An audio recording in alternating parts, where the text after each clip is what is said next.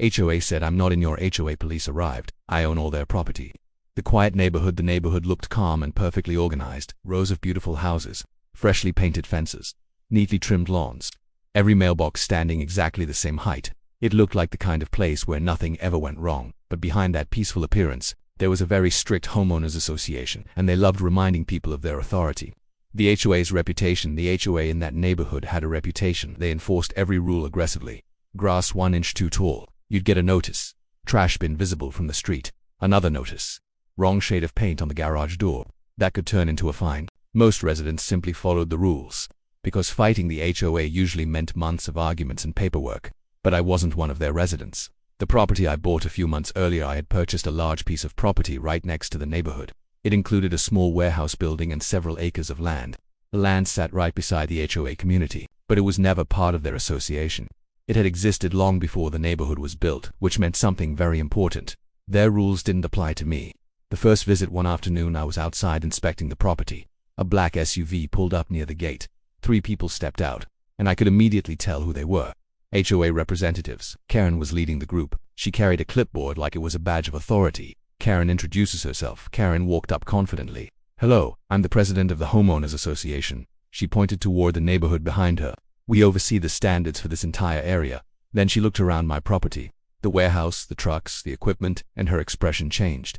The complaints start. Karen began listing problems immediately. The warehouse paint color, the equipment parked outside, the delivery trucks entering the property. According to her, none of it matched the neighborhood's visual standards. Then she said something that made me pause. You'll need to correct these violations within 30 days.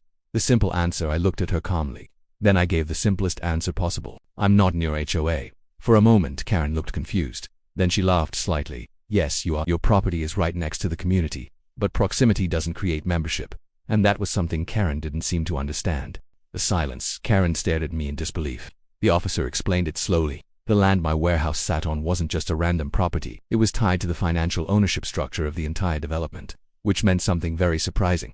Technically speaking, I had financial control over the mortgage holding entity for the neighborhood. Karen's confidence disappears. A few minutes earlier, Karen had been threatening fines and violations. Now she looked completely stunned, because the person she had just called the police on was financially connected to the very property system her HOA depended on. The officer's response. The officer closed the folder and handed it back to me. Then he turned to Karen. Ma'am, this appears to be a civil misunderstanding. He paused for a moment.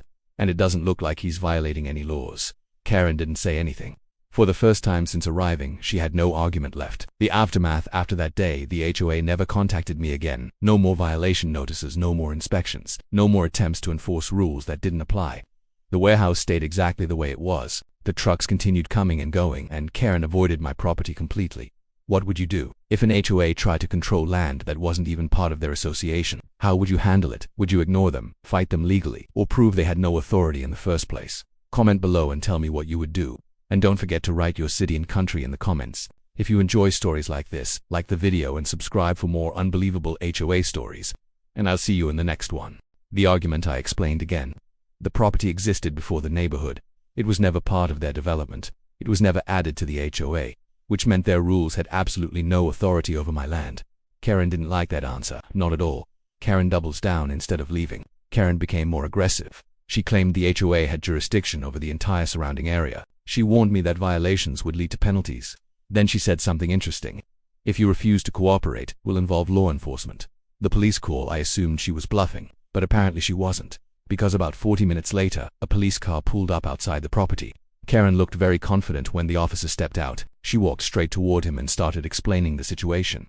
Karen's story. According to Karen, I was violating HOA rules, refusing to follow community standards, and ignoring official warnings. She spoke like the HOA had full authority over my property. But when the officer turned to me, I simply asked him one question. Would you like to see the property documents? The paperwork. Inside the warehouse office, I kept copies of everything. Property deeds, survey maps, ownership agreements, and one very important document, the master title agreement for the land surrounding the neighborhood. Because the truth was much more complicated than Karen realized. The officer looks closer. The officer studied the documents carefully. He compared the maps, checked the legal descriptions, then his eyebrows slowly raised because he had just noticed something Karen hadn't. The neighborhood itself was built on land connected to a larger financial structure, a structure tied directly to the property I owned. The real ownership. Years earlier, the development company had financed the construction of the entire neighborhood. Roads, utilities, infrastructure. And that financing came through a private mortgage agreement. An agreement tied to the warehouse property I had purchased, which meant something Karen never expected. The truth revealed. The officer looked at Karen and asked a simple question. Do you know who owns the mortgage rights for this neighborhood? Karen looked confused. Then she pointed at the houses behind her. The homeowners do. But that wasn't correct. The mortgage rights had been bundled into a financial package years earlier, and that package had recently been sold. To me,